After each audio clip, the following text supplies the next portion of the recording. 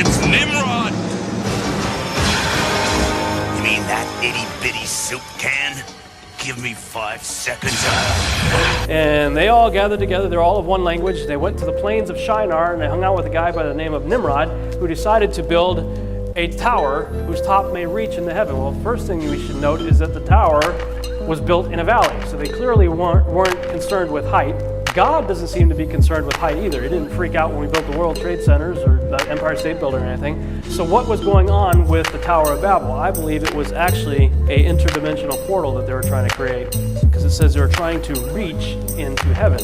And apparently whatever they were trying to do, God said, he looked down and says, now nothing that they imagined to do would be restrained from them, and decides to go down and confound their languages.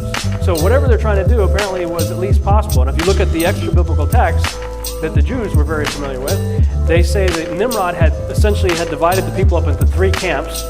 And the 3 camps, basically in a nutshell, their intention was to make war with God, conquer heaven, kill God, and set up their own gods in the Holy of Holies in heaven. That was their plan. And at least in theory, it possibly may have been possible, but God decided to mess up their plans.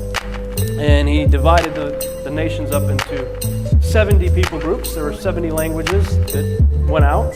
And Nimrod here says, began to become a mighty one in the earth. The phrase mighty one is a very interesting Hebrew word. It's Gibor, Giborim. I believe you have to interpret that in context with whatever is being said around it, because it could mean, just like it says mighty one, David had his mighty men. I don't believe David's mighty men were giants or Nephilim, because they were busy killing giants and Nephilim, and they were on the good side.